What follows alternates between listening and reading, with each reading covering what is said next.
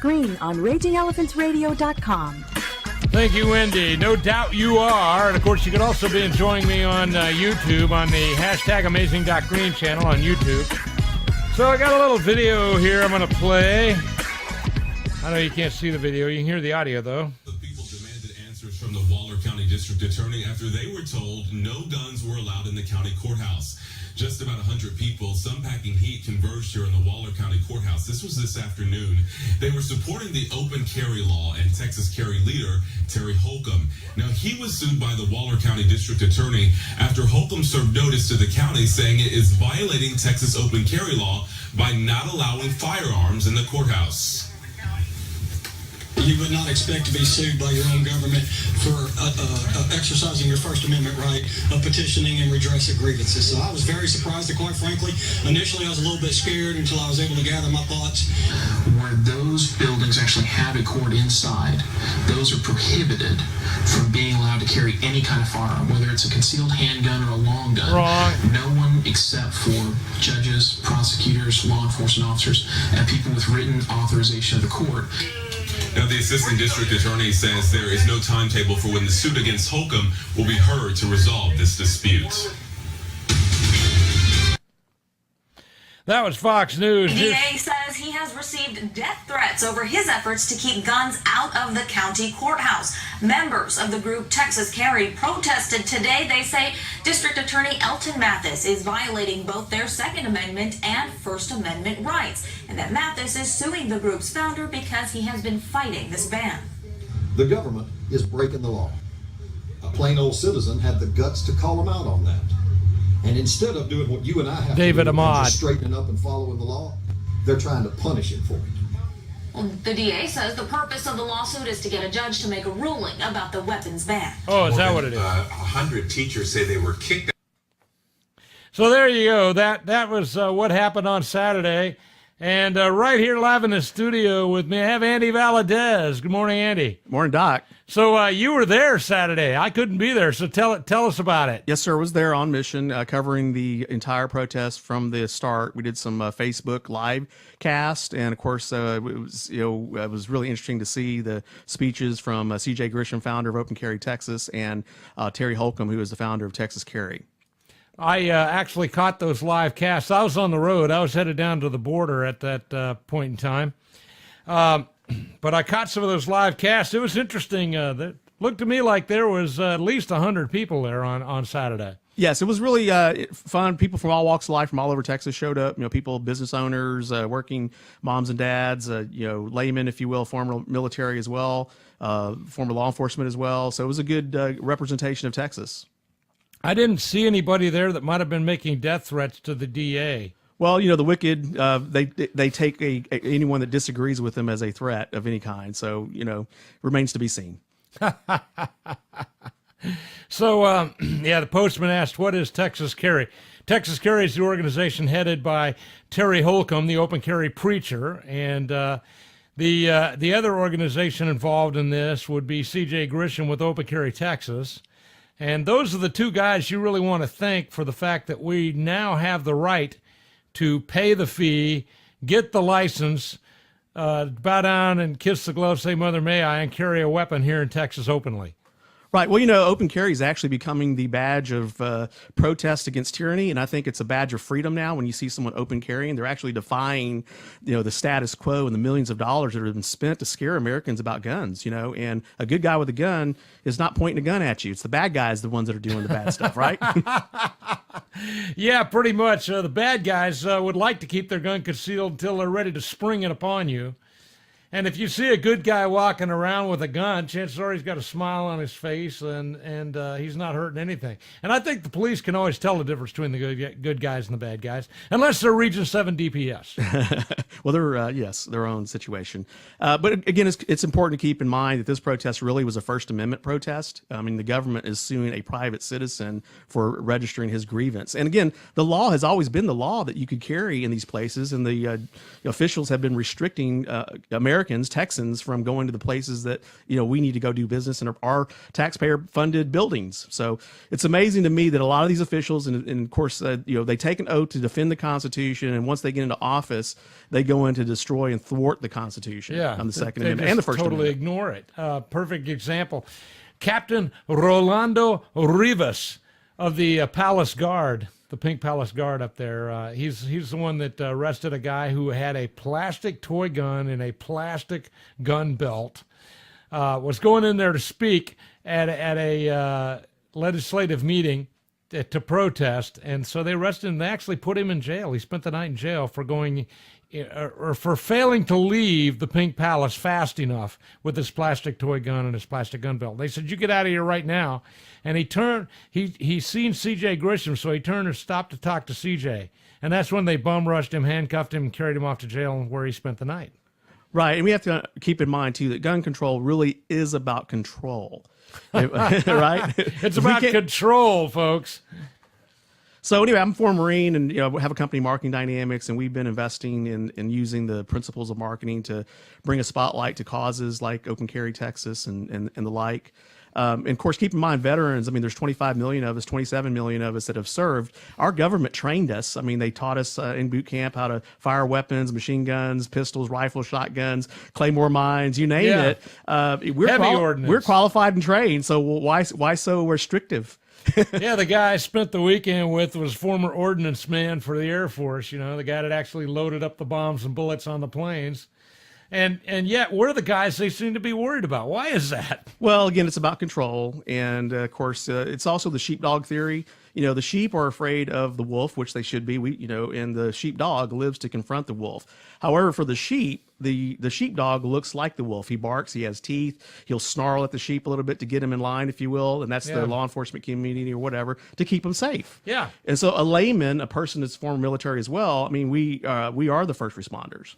And in Texas, for example, there's one licensed carrier in Texas for every 27 citizens. That's not very many. No, in perspective, there's only one officer on the streets for every 1,500 citizens. So they can't be everywhere.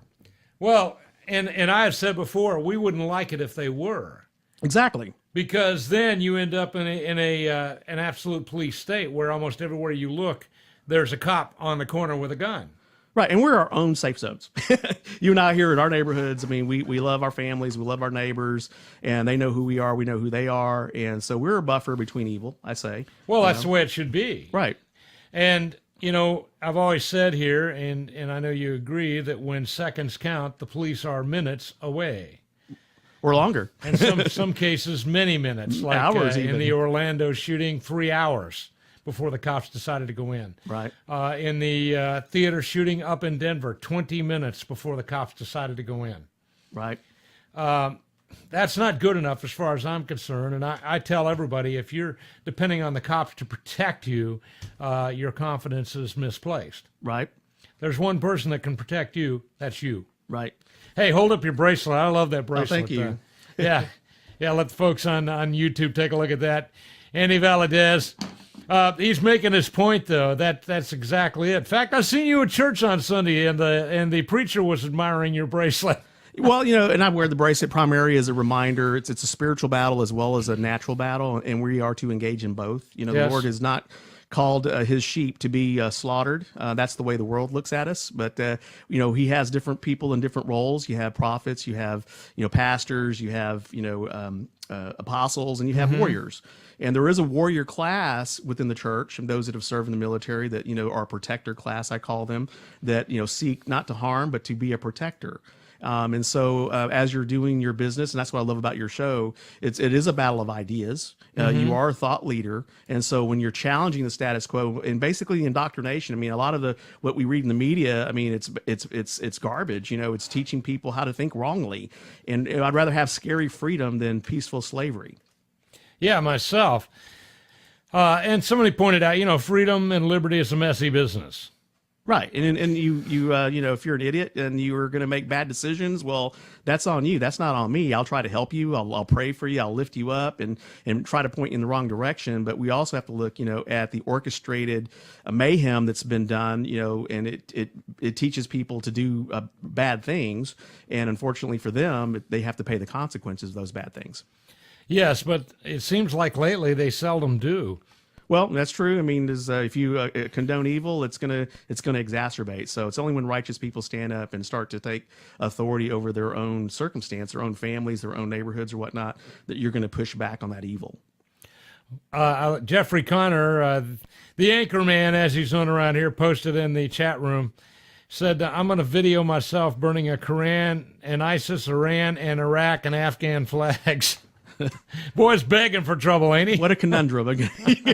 Okay, well, yeah. So anyway, to answer Jeffrey's question, yes, this is Andy Valadez, for those of you that are on video, Andy Valadez. And the name of your company again? It's Marketing Dynamics, teammarketingdynamics.com. The Lord gave me that name years ago, and I didn't realize the significance of the name until recently. But dynamics means a power without source. So in the marketing world, we have to create ideas, originate the ideas, and implement them. So I know with what you do with the radio, you're an instigator, you're a catalyst, and you're a force for good. And so that's really what we're called I'm to do. certainly an instigator. There you go. I will see how much of a catalyst I am on September 3rd in Austin. We'll see how many people show up for that party, but we're looking forward to that. It's going to be great fun. And I hope you can be there on September I'm planning 3rd. on being there, yes. In fact, I went to the open carry. One of my clients is Self-Defense Fund, National Association for Illegal Gun Defense. And, of course, you know, they were supportive of bringing a spotlight to that. So dispatched my company, and we went, basically, I call it front lines activity. When you're at the protest, you know, some people can't go or they're afraid to go. Different things happen. People show up for different reasons. But when you're able to capture it unfiltered, because the media is going to tell their way or they're going to miss part of it, but when you just run the entire broadcast unfiltered, the new media, they can't, you know, go back and you know, make up stuff, if you will. Well, that's getting harder and harder. And of course, you guys did that. And not just you, I saw 2 or 3 people on Facebook that day as I was cruising down the highway, but I was not driving. Well, the LA Times was there, Channel 26 was there, Channel 11, Univision 45. So amongst some of our members that are fluent in Spanish, we were able to get our message out. And again, it was about the First Amendment. It was about trying to shut up a private citizen, which is totally, I mean, I don't know how the DA... Well, yeah, Terry Holcomb, I mean, all he did was he said, wait a minute, your sign is illegal. I know what the Texas law is because I helped to get it passed. Your sign is illegal. You are depriving Texans of their constitutional rights. For doing this, he gets sued for $100,000 by a government with unlimited resources. Well, again, the sign has always been illegal, so they're now having to pay a penalty for keeping it up, and there's a way of grievance that's handled and according to the law, and that's what Terry was doing on behalf of his members. So it wasn't that he was an outsider, because there were members there from Waller County that were concerned about these signs being up as well. So in the video and livecast, you'll see that CJ led many people to register their complaint, and of course they try to not take the complaint. So there is a segment of the video where you see you have been served with the county clerk, because they were trying to hide her. It seemed like. Well, yeah. Tell me about that. I mean, I heard that when they first came in, they said they weren't taking complaints. Well, yes, I think David Ahmad went in first, and they said you had to go to the DA office or whatnot. But again, that wasn't. But the DA wasn't in his office. I don't think he was in his office. The judge wasn't in his office. So the clerk is the place you take the. Well, this is pretty cool. If you're a county official, apparently you get Friday afternoon off. Is that how it works? Well, what's sad is that the judge took off early and left his clerk there. So what leadership is that? I mean, you left if you were worried or whatever, and you left because he's always there. They said.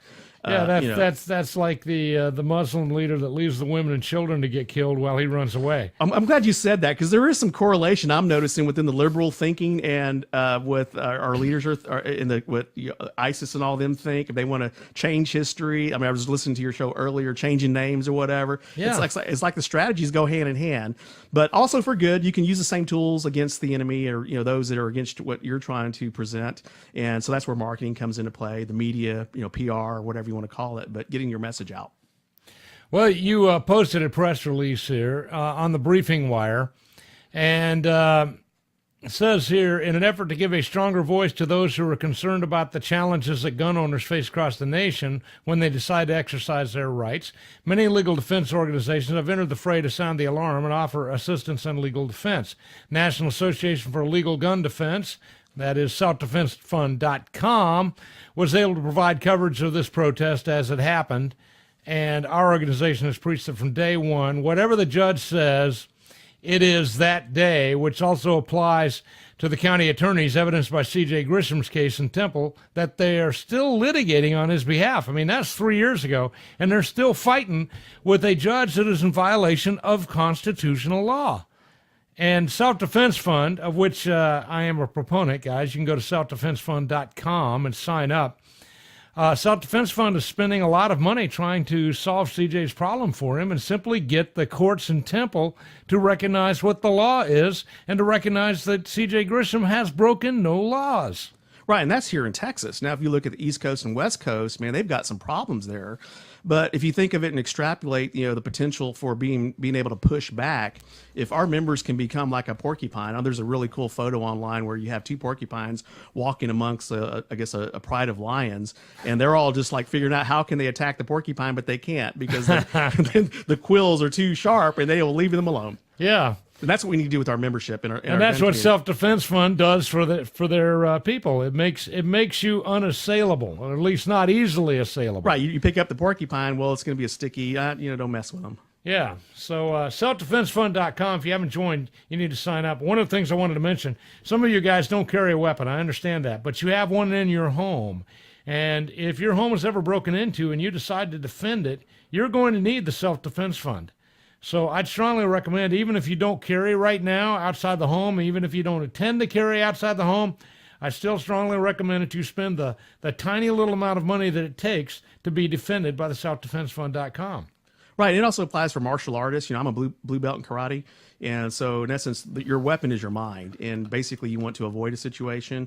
But if you have to use your hands, your fist, or, a tool, whatever that is, concrete's even a tool, if you have to stop the threat or whatever. So that's... or if you're a member of Black Lives Matter. Well, exactly. And they throw people to the ground. The concrete is the weapon. So again, it's peace of mind to be able to stop talking. Here's the number, and let the lawyers do the talking for you.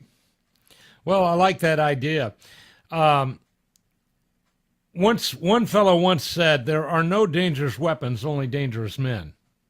Yes. And this side of heaven. Yeah. And I believe that because an untrained person with a weapon is not much of a threat.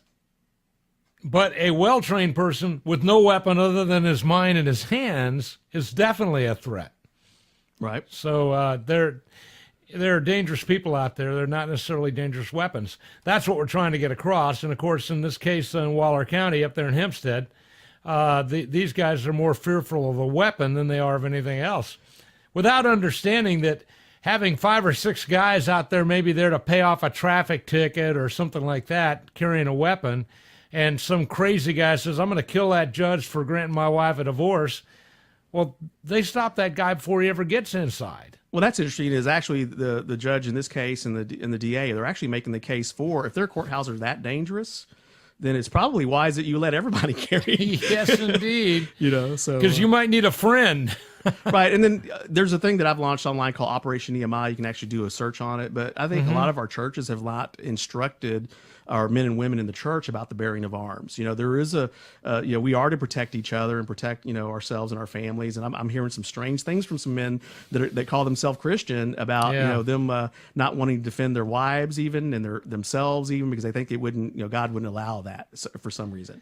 Well, of course, you'd have to read the Bible. And a lot of Christians, quote unquote, have not read the Bible. So the only Bible they get is what they get in church on Sunday, but it's very rare to find a church that preaches about King David. While we know that he was a man after God's own heart, we know that God fought King David's battles for him. King David still had to strap on the sword, go lop off a few heads. Right. Well, and they relegate the Bible to ancient words or whatever, but those ancient words still bearing true time immemorial. I mean, that's what's exciting about the word. It's fresh and new every day. Well, the farther we get down the line of history, what I find in the Bible is we're constantly proving things in the Bible to be truth.